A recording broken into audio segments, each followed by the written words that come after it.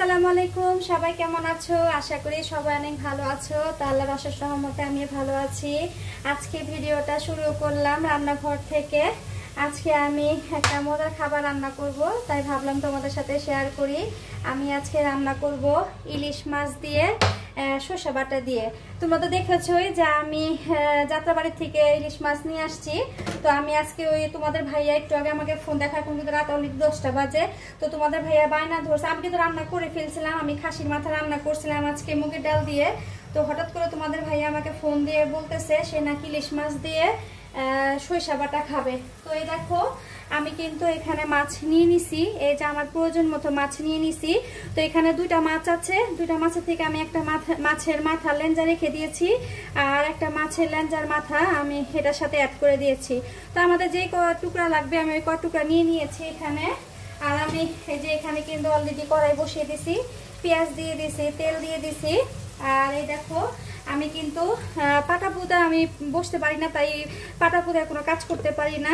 তো আমি এই যে ব্লেন্ডারে দেখো সরিষা কিন্তু অলরেডি পানি দিয়ে ব্লেন্ড করে নিছি একটু মিহিন করে, যাতে দানা দানা না থাকে। তো এই যে আমি কিন্তু তেলটা একটু ভেজে নিব, একটু হালকা ব্রাউন কালার করব, বেশি ভাজবো না। সেটা আমি হালকা ব্রাউন কালার করে নেই। আমার পেঁয়াজটা কিন্তু অলরেডি হালকা ভাজা হয়ে গেছে, জাস্ট পেঁয়াজের কাঁচা গন্ধটা চলে গেলেই হবে, অত ভাজতে হবে না। আমি এখন দিয়ে দিব ছোট্ট একটা টমেটো। টমেটোর যে দাম বিশ্বাস করো, মনে হয় টমেটো যেন আর খাওয়া যাবে না। তারপরেও তোমাদের ভাইয়া টমেটো ছাড়া কোনো তরকারি খাবে না। আর টমেটো দিয়ে তরকারি রান্না করলে দেখবা তরকারি কালারটা কিন্তু খুবই সুন্দর দেখা যায়। আমি এখন টমেটোটাও ভালো করে পেঁয়াজের সাথে মিশিয়ে নিব। আমার টমেটোটাও কিন্তু ভাজা হয়ে গেছে। আমি এখন কি করব, এখানে আদা রসুন বাটা দিয়ে দিব। তোমরা তো জানো আমি সব তরকারিতে আদা রসুন বাটা খাই, শুধু কি বলে ডাল ছাড়া। তো বেশি দিব না, এই যে আদা রসুন দিয়ে দিলাম আমি আমার প্রয়োজন মতো। তোমরা যদি কেউ এইভাবে রান্না করতে চাও তো তোমরা তোমাদের প্রয়োজন মতো আদা রসুন দিয়ে নিবে। এখন আমি আদা রসুনটা ভালো করে ভেজে নেব, যাতে আদা রসুনের যে স্মেলটা ওটা যাতে চলে যায়। নয়তো তরকারি থেকে আদা রসুনের একটা গন্ধ বলবে, এটা ভালো লাগবে না খেতে। তা আমি এটাকে ভালো করে ভেজে নিব। তো দেখো আমার কিন্তু আদা রসুনটা ভাজা হয়ে গেছে। আমি এখানে একটু বেশি পরিমাণে পানি দিয়েছি, কারণ আমি মাছটা এখানে কষাবো। এটার জন্য আমি যে মাছ ভাজা হয়ে এটা ভেজে নেই, আর যে মাছ না ভেজে রান্না করে ওটা আমি এভাবে কষিয়ে নেই। তো সর্বপ্রথমে আমি এখানে দিয়ে দিব লবণ, এই যে পরিমাণ মতো লবণ দিয়ে দিব। কষানির মধ্যে লবণটা ভালো করে দিতে হবে, যাতে মাছের ভিতরে ভালোভাবে লবণটা ঢুকে যায়। যদি কষানির মধ্যে লবণটা কম হয় তাহলে মাছের স্বাদটাও কিন্তু ভালো আসবে না। তো আমি এখানে আমার প্রয়োজন মতো লবণ দিয়ে দিছি। এখন আমি শুকনো মশলাগুলো ওখানে দিয়ে দিব। তো এই দেখো আমি কিন্তু শুকনো মশলা নিয়ে চলে আসছি, শুকনো মশলা সরি। এই যে আমি প্রথমে দিয়ে দিব হলুদের গুঁড়ো। আমি কিন্তু সবকিছু আমার প্রয়োজন মতো দিচ্ছি, এখানে কোনো নির্দিষ্ট মাপ নেই, কারণ সবাই একরকম মশলা খায় না, কেউ বেশি খায় কেউ কম খায়। তাই এখানে নির্দিষ্ট পরিমাণের আমি মশলা দেখাচ্ছি না, তোমরা তোমাদের প্রয়োজন মতো মশলা দিয়ে নিবা। তো আমি এখানে হলুদ গুঁড়ো দিলাম, তারপর দিব এখন মরিচের গুঁড়ো। তোমাদের মরিচের গুঁড়ো ঝাল বা কম ঝাল ওটা বুঝে দিবা। আমাদের মরিচের গুঁড়োটা মিডিয়াম ঝাল, তাই আমি আমার প্রয়োজন মতো মরিচের গুঁড়োটা দিয়ে নিব। আমি আর একটু দিব, এই যে। তারপরে দিব আমি ধনিয়ার গুঁড়ো, তারপরে দিব আমি এখানে জিরার গুঁড়ো। তা আমি এখন মিশিয়ে দেখবো যে আমার মানে কতটুকু মশলা হয়েছে। প্রয়োজন হলে আমি আরও দিব। এখানে দেখো আমি কিন্তু আমার প্রয়োজন মতো এখানে মশলা দিয়ে নিয়েছি। তো আমাকে আর মশলা দিতে হবে না। আমি এখন কি করব, এই মশলাটা যখন আমার একদম ফুটে যাবে, ভালো করে যখন ফুটবে, ফুটার পরে যখন তোমার কাঁচা মশলার যে গন্ধটা চলে যাবে, তখন আমি মাছগুলো ছেড়ে দিব। আমার কিন্তু ঝোলটা একদম কষানো হয়ে গেছে, দেখো উপরে কিন্তু তেল উঠে গেছে। যখনই দেখবে এরকম চারপাশ থেকে তেল উঠে গেছে, তখনই মনে করবে যে তরকারিটা কষানো হয়ে গেছে। এখন আমি এটাতে পানি অ্যাড করব। এখানে পানি দিয়ে দিব, এমনভাবে পানি দিব যাতে আমার মাছগুলো ডুবে থাকে। তো আমি এতটুকু পানি এখন দিব। আমি মাছগুলো আগে দিয়ে দেখে নিই যে আমার পানি কতটুকু হয়েছে। লবণটাও আমি আগে চেক করব। হ্যাঁ ঠিক আছে। লবণটা একদম পারফেক্ট হয়েছে। এই দেখো আমি মাছগুলো এখন এভাবে করে বিছিয়ে দিব। সবগুলো মাছ এভাবে করে বিছিয়ে আমি মাছটাকে আগে এই ঝোলটার মধ্যে ভালো করে কষিয়ে নিব। কারণ ইলিশ মাছ এমনিতে একটা নাজুক মাছ, এই মাছটাও বেশি নাড়াচাড়া করানো যায় না। আমি যখন এটা দিব, এই সরষেটা দিব, তখন যাতে মাছগুলো আমাকে বেশি নাড়াচাড়া করতে না হয়, এই জন্য আমি এভাবে রান্না করতেছি। অনেকেই দেখি যে আগে সরষেটা কষিয়ে তারপরে মাছ দেয়, কিন্তু আমি সেভাবে দিই না, আমি এভাবেই রান্না করি। তোমাদের কাছে যদি ভালো লাগে তো তোমরা এভাবে রান্না করে আমাকে অবশ্যই কমেন্টে জানাবে। এই যে আমার মাছটা এখন আমি সুন্দর করে ঢেকে দিব। তো এই যে আমি এখন ঢাকনা দিয়ে এটা ঢেকে দিব। তো এটা যত পর্যন্ত না হবে কষাতে থাক। তো এই ফাঁকে আসো আমি কি করব, তো আমি আজকে এই যে কহি নিয়ে আসছি, আমি আজকে কহি ভাজিটাও তোমাদের দেখাবো। আমি এটাকে ডিম দিয়ে ভাজি করব। তোমরা কে কে খেয়েছো আমাকে জানাবে। তো আমি আগে এটাকে ভালো করে কুটে নেই, তারপরে তোমাদের আমি আবার দেখাবো। তো এই দেখো আমি কিন্তু অফ ক্যামেরাতে মাছগুলো যেভাবে উঠিয়ে নিয়েছি, মাছগুলো কিন্তু একদম হয়ে গেছে, চাইলে এইভাবে খাওয়া যাবে। আমার যখন সরষেটা কষানো হয়ে যাবে, একদম মানে সরষেটা একদমই রান্না হয়ে যাবে, তখন আমি উপর দিয়ে মাছগুলো সুন্দর করে দিয়ে কিছুক্ষণ রান্না করে আমি নামিয়ে ফেলবো। তো আমার মাছগুলো যেহেতু হয়ে গেছে, এখন আমি এই যে ঝোলটা আছে, এখন ঝোলটা কিন্তু অনেকটাই কমে গেছে।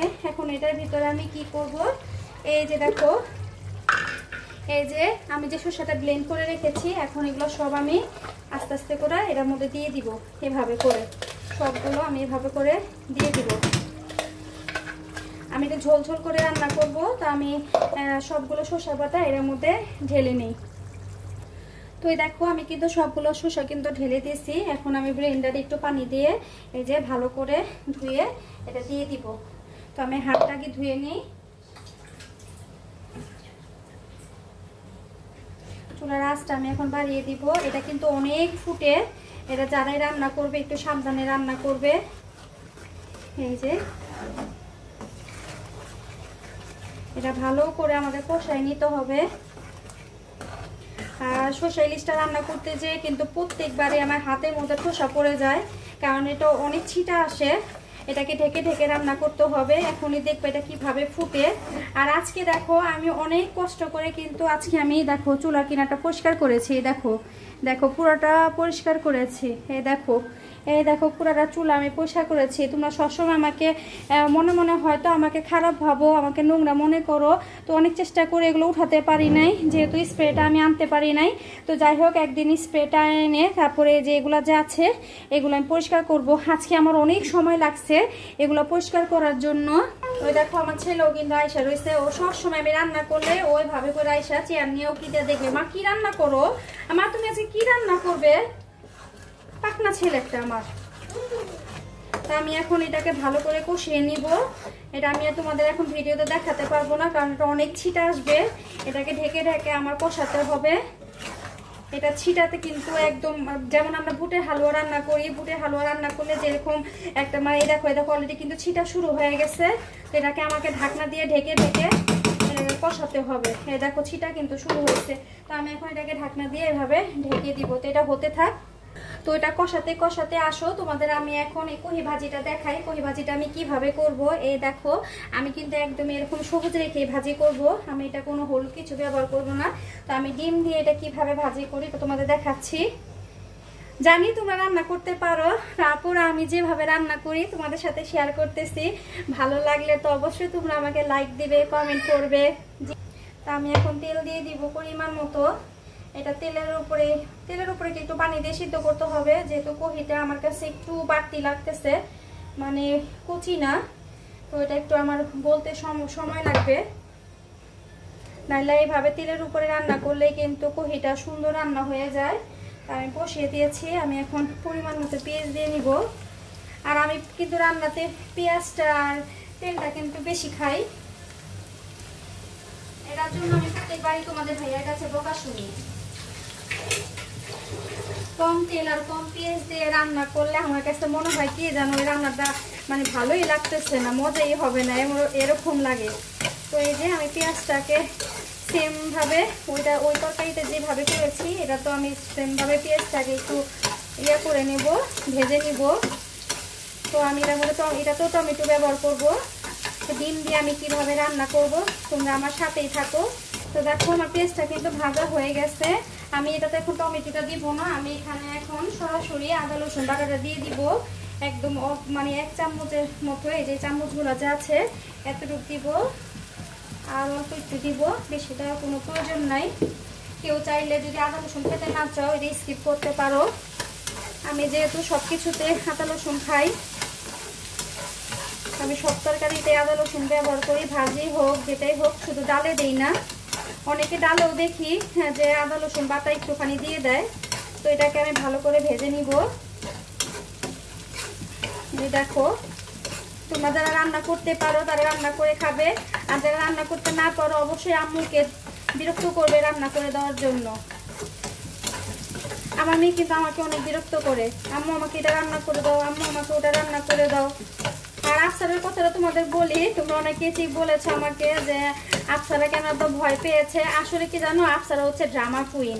আমি ওকে বলেছিলাম যে আমি ওর সাথে যাব না, ও আমাকে ভয় দেখায়া তারপর ও আমাকে সাথে করে নিয়ে গেছে। ও আমাকে এমনভাবে ইমোশনাল ব্ল্যাকমেল করছে, আম্মু আমার ভয় করে, আম্মু তুমি ছাড়া আমি যাবো না, আমি করবোই না রক্ত পরীক্ষা এটা সেটা। তারপর তোমাদের ভাই আমাকে বললো মেয়ে যেহেতু একা যেতে যাচ্ছে না তাহলে তুমি আমার সাথে চলো। এখন ওদিকে যে যদি ও আমার সামনে সাহস দেখাইতো তার তো মনে হয় আমি ওরা পিটানি দিতাম, যে তুমি যেহেতু ভয় পাও না তুমি কষ্ট করে আমাকে কেন নিয়ে এসে। তোমাদের দেখছোই যে ফারাজকে নিয়ে কতটা কষ্ট হয়েছে, হুন্ডাতে বসা যাওয়া অনেক কষ্ট, সকালে ঘুমের থেকে উঠা, বাচ্চাকে রেডি করানো অনেকই কষ্ট। এই হচ্ছে আফসারের আসল কাহিনী। তো যাই হোক, এটা আমার ভাজা হয়ে গেছে।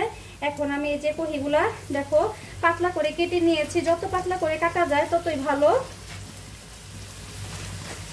আর তোমরা সবাই কিন্তু আমার কথাটা খুব পছন্দ করো, তাই একটু আমি তোমাদের সাথে গল্প করার চেষ্টা করি। ভালো না লাগলে আমার কথাগুলো স্কিপ করতে পারো, কোনো সমস্যা নাই, আমি কষ্ট পাবো না। ও সরি, এখন আমি দিয়ে দিব। আর চুলাটা কিন্তু একদম কমিয়ে রেখেছি। এখন আমি দিয়ে দেবো পরিমাণ মতো লবণ। এই যে পরিমাণ মতো লবণ দিব। আর দিব এখন কাঁচামরিচ। এই যে আমি 3টা কাঁচামরিচ নিয়েছি, আমি 3টা কাঁচামরিচ দিব। মাঝখান থেকে কেটে দিব কাঁচামরিচগুলো, এই যে এইভাবে করে, বেশি দিব না। এই যে বাস, আমি এখন আর কিচ্ছু দিব না।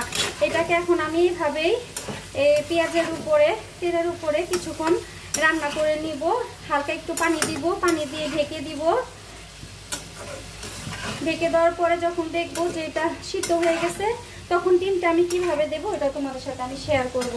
আর অলরেডি দেখো এটা যে ফুটতেছে, এটা ঢাকনা দেখলে তোমরা বুঝতে পারবা যে এটা কিভাবে ফুটতেছে। দেখো মানে আমি সাহসই পাচ্ছি না যে আমি ঢাকনাটা উঠাবোই। দেখো অবস্থা, দেখো এই দেখো দেখো দেখছো কিভাবে ফুটতেছে। বাবা রে বাবা, এটাকে যখন একদম তেল উপরে উঠে যাবে তখন আমি আবার এটাতে পানি দিয়ে তারপরে এটাকে আমি মাছগুলা এটার উপর আবার সাজিয়ে দিব। তো যাই হোক, আমার এখন এগুলো হয়ে নেই, তারপরে আবার আমি তোমাদের কাছে ফিরে আসছি। আমি কিন্তু টমেটো দিতে ভুলে গেছিলাম, ক্যামেরা অফ করার পর আমার টমেটোর কথা মনে পড়ছে। তোমরা হয়তো ভাববা টমেটোর কথা কেন বললাম না। তো এই যে তোমরা তোমাদের পছন্দের মতো কম বেশি টমেটো দিয়ে দিবা। তো আমি এখানে হাফ টমেটো দিয়েছি, বেশি না। এই দেখো এখন এটাকে আমি ভালো করে রান্না করে নেব। আর অবশ্যই কিন্তু লবণটা চেক করতে হবে। হ্যাঁ, একদম পারফেক্ট হয়েছে লবণটা, কারণ লবণটা হচ্ছে সব খাদ্যের মেন উপাদান। তোমাদের এর আগে কিন্তু আমি রান্নার ভিডিওতে একটা লবণের গল্প বলছিলাম, তোমাদের কি কার কার মনে আছে ওই গল্পটার কথা আমাকে জানাবো। তো দেখি তোমরা আমার ভিডিও কতটা দেখো, তাইলেই প্রমাণ হবে হ্যাঁ তোমরা সব ভিডিও আমার দেখো। আমি একটা গল্প বলেছিলাম, রান্না করেছি আর গল্পটা বলেছি লবণ নিয়ে, ঠিক আছে। যাই হোক, আমি জানি তোমরা আমাকে অনেক ভালোবাসো, অনেক পছন্দ করো। তাই তো এখন এটা হয়ে নেই, ওইটা হয়ে নেই, তারপর আবার তোমাদের দেখাচ্ছি। তো দেখো আমি কিন্তু হালকা পরিমাণে পানি দিয়ে দিয়েছি যাতে আমার কহিটা সিদ্ধ হয়ে যায়। তো আমি এখন চুলাটা একদম মিডিয়ামে, মানে একদম লোতেই রেখেছি, এটা আস্তে আস্তে হোক। এটা আমি ঢেকে দিয়েছি। আর এখানে আমি একটু তরকারিটা নেড়ে দিব। বাবা ভয় করে, আল্লাহ বিসমিল্লাহ। আল্লাহ ও বাবা, অনেক ছিট আসতেছে, অনেক ছিট আসতেছে। একটু পরে দেখবা আমার টাইসটা পুরো ভরে যাবে। আরে তুমি আমাকে হয়তো বলো যে আপু কি নোংরা, আপু আপু টাইস। ও আমার অনেক ছিট আসতেছে, দেখাতে পারছি না। এটা আরেকটু ভাজা ভাজা হবে, তো এটা হতে থাক। তো আজকে চলো তোমাদের আরেকটা জিনিস দেখাই, আসো। ওই দেখো আমার ছেলে কিন্তু বসে বসে স্পাইডারম্যান দেখতেছে, আমার লক্ষ্মী ছেলে।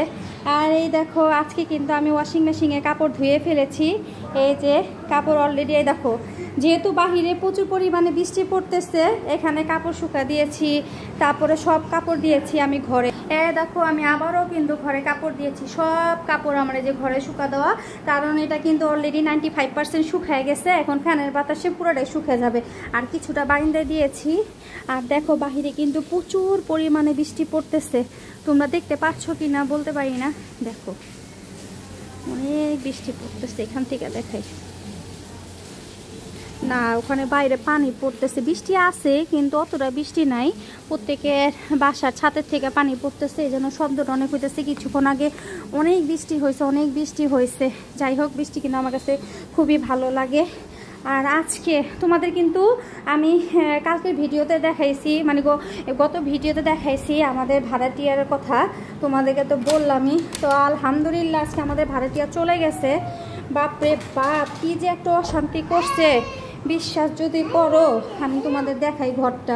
আফসারা এখানে আসো। হ্যাঁ আপু বলে, আপু এখানে আসো, মা ডাকে, এখানে আসো। এই দেখো আজকে তারা আসছিল, আসো আমার সাথে আসো। এই দেখো আজকে তারা আসছিল, আইসা এই যে জিনিসপত্র সব নিয়ে চলে গেছে। এই দেখো ভাড়া দিয়ে তারা সব জিনিস নিয়ে গেছে। দেখো কি অবস্থা ঘরটার। এখন এই ঘরটাকে আমার ভালো করে পরিষ্কার করতে হবে, কারণ নতুন ভাড়াটি আসলে কিন্তু এইভাবে ঘর কখনোই নিবে না, এত নোংরা ঘর দেখে কখনোই নিবে না। দেখো একদম ফাঁকা আমার ঘরটা। এই দেখো যাক বাবা, এই ভাড়াটিয়া কিন্তু হিন্দু ছিল, মানে এত খ্যাচর ছিল তোমাদের আমি কি বলবো। মানে যে ভাড়া নিয়ে যে সে আমাদের কত ঘুরাইছে, উফ আল্লাহ, প্রত্যেকটা মাসে তাকে ফোনের পরে ফোন দিতে হইতো। সে এই আজকে দিচ্ছি না, কালকে দিচ্ছি, কালকে দিচ্ছি না, পরশু দিন দিচ্ছি, এমন করতে করতে সে দেখা যায় তো 2 মাসের ভাড়া পর্যন্ত জমায় রেখা দিত। ও তো যাই হোক, এই তো ওই যে আমার ছেলে একবার টিভি ছাড়ে, একবার টিভি বন্ধ করে। বাবা কি করছো তুমি, এই যে অবস্থা। ওই দেখো ওখানে ঝিমসে প্যান দিয়ে রাখছি, কারণ আমার ছেলে সবসময় এই ঘরে থাকে, এই ফ্যানের বাতাসে এটা শুকায় যাবে, ঠিক না? সুন্দর করে দাঁড়াও, পড়ে যাবা তো তুমি, পড়বা যা, তোমার সাথে আমি কথাই বলবো না।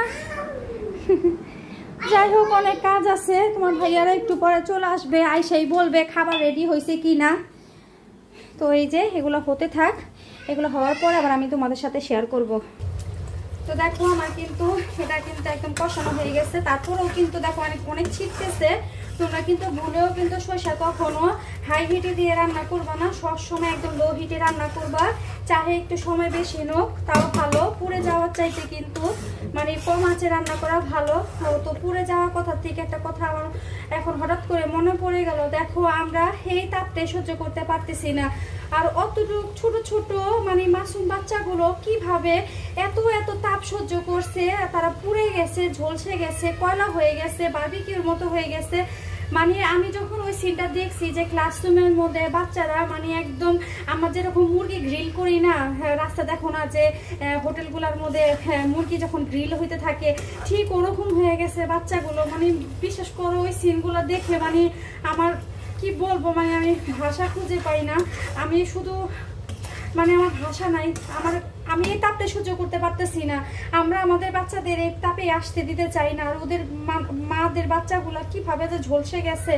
আল্লাহ তুমি যারা মৃত্যুবরণ করছো তাদেরকে তুমি জান্নাত নসিব করো, তারা তো জান্নাতের পাখি। আর যারা এখনো বানি ইউনিটে ভর্তি আছে, আল্লাহ তুমি তাদের তাড়াতাড়ি সুস্থ করে দাও, তাদের যন্ত্রণা তুমি কমিয়ে দাও, মাফ করে দাও। আর আপুরা তোমাদের আজকে একটা কথা আবারও বলতেছি, আপুরা আমি কিন্তু কথা বলতে গেলে আমার কথা একটু ভুল হয়ে যায়, প্লিজ তোমরা ক্ষমার দৃষ্টিতে দেখবা। অনেক সময় আমি ভিডিওতে অনেক রকমের কথা বলে ফেলি, কেউ যদি কখনো আমার কথায় কষ্ট পেয়ে যাও প্লিজ আমাকে ক্ষমার দৃষ্টিতে দেখবা, তোমরা কেউ কিছু মনে করবে না। তো আমি তোমাদের সবসময় ভালো ভালো ভিডিও দেওয়ার চেষ্টা করি। এই দেখো আমি কিন্তু এখন এটাকে ভালো করে কষিয়ে তেল উঠিয়ে নিব, তারপরে আমি এটাতে পানি দিয়ে মাছগুলো ছেড়ে দিব।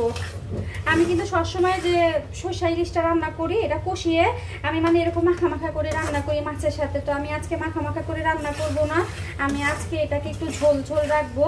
তোমাদের ভাইয়া বলছে একটু ঝোল ঝোল করে খাবে। এখন যেহেতু এটা কষে গেছে এটার জন্য এটা ছিটতেছে না। আর তোমরা আমার চুলাটা দেখলেই বুঝবা যে আমার চুলা এটা কি পরিমাণে তেল মানে ছিটছে। এ দেখো আমার ঢাকনাটার কি অবস্থা, দেখো ছিটে আমি কিন্তু খুরচুন দিয়ে কিন্তু এগুলো সব কেচে নিছি। দেখো এটা দেখলেই তোমরা বুঝতে পারবা যে কি পরিমাণে এটা ছিটে আসছে। তাই তোমরা যারা সরষে ইলিশ রান্না করবা সাবধানে রান্না করবা। আমি চাই না যে তোমাদেরও কোনো ক্ষতি হোক, তোমাদের সুন্দর সুন্দর হাতগুলো নষ্ট হোক। আমার হাতেও কিন্তু অনেক দেখো অনেক ঠোসা আছে, এখানে আছে অনেক আছে, কোথায় কোথায় দেখাবো। আমার কিন্তু কখনো কোনো হাতের মধ্যে ছিল না, অনেক জায়গায় আমার পুড়ে গেছে এগুলো রান্না করতে যায়। তা আমি আরও অনেকবার সরষে ইলিশ রান্না করছি, তাই তোমাদের সাথে কখনো শেয়ার করা হয়নি। তা আজকে ভাবলাম তোমাদের সাথে একটু শেয়ার করি। সেটা আমি আবার ভালো করে কষিয়ে নিব। আর তোমরা কখন বুঝবে যে শসাটা কষানো হয়ে গেছে? দেখো অলরেডি কিন্তু তেল কিন্তু ভাসতেছে, আমার কিন্তু কষানো হয়ে গেছে। আর দেখো এই যে কড়াইয়ের যে গাটা ওটা কিন্তু ছেড়ে ছেড়ে দিচ্ছে, এই যে দেখো লেগে যাচ্ছে না কিন্তু। তখনই ভাববে যে শসাটা কষানো হয়ে গেছে। আর অবশ্যই একটু মুখে দিয়ে দেখবে যে শসার যে একটা মানে স্মেল আছে ওটা আসতেছে কিনা। যখন দেখবা যে না ওটা আসতেছে না, তখনই ভাববে যে শসাটা একদম কষানো পারফেক্ট হয়েছে। তো আমার শসাটা কিন্তু একদম পারফেক্ট হয়ে গেছে। আমি এখন এটাতে পরিমাণ মতো পানি দিয়ে মাছগুলো সুন্দর করে সাজিয়ে দিব। তো দেখো আমি কিন্তু পানি নিয়ে আসছি, আমি এখন পানি দিয়ে দিব। আমি একটু পরিমাণে বেশি পানি দিব, যেহেতু আমি একটু লসলসা করে ঝোল রাখবো। মানে একটু পাতলা, মানে অত পাতলাও না আবার অত ঘনও না, একটু মিডিয়াম ভাবে রাখবো। তো আমি এখন এই ঝোলটার মধ্যে আগে মাছটা দিয়ে দেখবো যে আমার ঝোল কতটুকু আসে। এটাকে ভালো করে কিন্তু পানির মধ্যে মিশিয়ে নিতে হবে। দেখো এটা কিন্তু একটু চাকা চাকা লাগতেছে, এই দেখো দেখছো, এই দেখো এই যে এটাকে ভালো করে ভাবে মিশিয়ে নিব। তো আমি আরেকটু পানি দিয়ে দিব যাতে আমার মাছগুলো এটার মধ্যে ডুবে যায়। তা আমার লবণটাও কিন্তু একদম পারফেক্ট আছে, ব্যালেন্স মতো লবণটা হয়েছে, ঠিক আছে। তো আমি এখানে একটু ভাজিটা নাড়িয়ে নিই। আমার ভাজিটা অলরেডি হয়ে গেছে। তো আমি চুলাটা চেঞ্জ করে নিছি। এই রান্না এই চুলায়, এই রান্না ওই চুলায়, যেটা দেখাবো ওইটাই চুলায় নিয়ে আসছি। এখান থেকে দেখাতে তোমাদের সুবিধা হবে। তো এই দেখো প্রথমে আমি মাথাটা দিয়ে দিব। মাথাটা কেন দিয়েছি? ইলিশ মাছের মাথা আমার অনেক পছন্দ তাই দিয়েছি। ইলিশ মাছের মাথাটা আমি খাবো। এখন আমি একটা একটা করে মাছ দিয়ে দিব। এই দেখো মাছগুলা কেটেছি, হয়েছে কেমন, আর রান্না করার পরে দেখো কেমন হয়ে গেছে। তো যাই হোক সমস্যা নাই, পেটে গেলেই চলে। এই যে এইভাবে করে আমি সবগুলো মাছ দেখো সুন্দর করে বিছিয়ে দিচ্ছি। এখন বাকি যে ঝোলগুলা ছিল ওগুলো আমি এভাবে দিয়ে দিব। তো এখন আমি এটাকে আস্তে করে আলতোভাবে, কোনোভাবেই কিন্তু এটাকে খুঁটচুন দিয়ে লাড়া যাবে না, তাহলে কিন্তু মাছগুলা ভেঙে যাবে। এখন আমি কি করব, উপরে একসাথে কয়েকটা কাঁচামরিচ দিয়ে দিব। এই দেখো আমি 4-5টা কাঁচামরিচ নিয়ে নিছি, এখন আমি এভাবে দিয়ে দিব। বাস আমার তরকারি ঝোলটা যখন হালকা একটু টেনে আসবে তখন আমি নামানোর আগে ধনিয়া পাতা দিয়ে দিব। তো যাই হোক এটা হতে থাক, তারপর আবার তোমাদের সাথে দেখা হবে। আমি কিন্তু আবার চেঞ্জ করে নিয়েছি, ইলিশ মাছের তরকারিটা ওই চুলায় দিয়ে দিয়েছি আর ভাজিটা আবার এই চুলায় নিয়ে আসছি। তো আমার ভাজিটা কিন্তু হয়ে গেছে। তো আমি এখন তোমাদের দেখাবো যে আমি ভাজিতে কিভাবে ডিমটা দেই। তো এই দেখো আমি এখানে একটা ডিম একটু লবণ দিয়ে ভালো করে ফেটে নিয়েছি। এইভাবে করে ভালো করে একদম ভালো করে ফেটে তারপরে কি করতে হবে জানো, এইভাবে চারপাশে আস্তে করে এইভাবে ছড়িয়ে দিতে হবে। এই দেখো বাস এইভাবে ছড়িয়ে দেওয়ার পরে আমি চুলার আঁচটা একটু বাড়িয়ে দিব, আমার ডিমটা যাতে মানে একটু দেখা যায়। যদি আমি এখনই নাড়া দিই তাহলে আমার ডিমটা একদম কিমার মতো মিশে যাবে, বুঝাই যাবে না যে আমি ডিম দিয়েছি। তো আমি একটু পরে নাড়া দিব। এই দেখো দেখছো এখন কিন্তু ডিমগুলো আমার দেখা যাচ্ছে। এই দেখো ঠিক এইভাবে করে আলতো হাতের মধ্যে প্রথমে নাড়া দিতে হবে, নাহলে একদম ডিমটা কিমা হয়ে যাবে। আর আমি কিন্তু তেলের উপরে এটা ভাজা ভাজা করে নিতেছি। দেখো আমার তেলগুলো কিন্তু দেখা যাচ্ছে, এই যে দেখো ডিমগুলো দেখা যাচ্ছে কিনা। আর সরষে ইলিশ যখনই রান্না করবে তখন একটু তেলটা বেশি দিবে, কারণ সর্ষে ইলিশ তেলটা বেশি খায়। তুমি যত তেল দাও না কেন, যখন তুমি সর্ষেটা কষাবে তোমার মনে হবে যেন তেলই হয় নাই। এটার জন্য তেলটা একটু আন্দাজে বেশি করে দিবে, যাতে তোমার কষানোর সময় তেলটা দ্রুত উপরে উঠে আসে।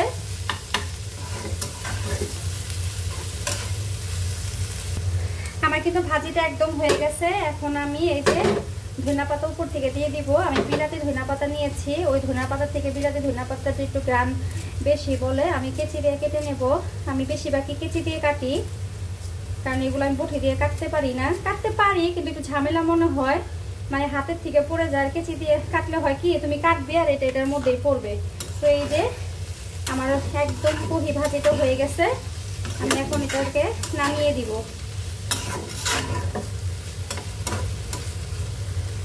তো এই দেখো আমার কিন্তু একদম রান্না একদম হয়ে গেছে। কিছুক্ষণ পরে এটার উপরে তেল উঠে যাবে। আর এই চুলে আমি ভাত বসিয়ে দিছি। ভাত যেহেতু আমি এখনো রান্না করিনি। আর দেখো রান্না করতে করতে এই দেখো চুলার অবস্থা দেখছো। এখন তোমরাই বলো যে আমি কি, ওই দেখো আমি তোমাদের কর্নারটা দেখাইতেছি। দেখো ওই দেখো দেখো দেখো কি হয়েছে দেখছো।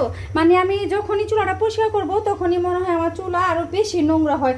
এই দেখো আবারও দেখো ওয়ালটা কি হয়েছে দেখছো। দেখো এই যে ছিটা এসে দেখো কত পর্যন্ত ছিটাগুলা গেছে। দেখো এখন এগুলো আমি নগদেই পরিষ্কার করে ফেলবো যাতে কোনো সমস্যা না হয়।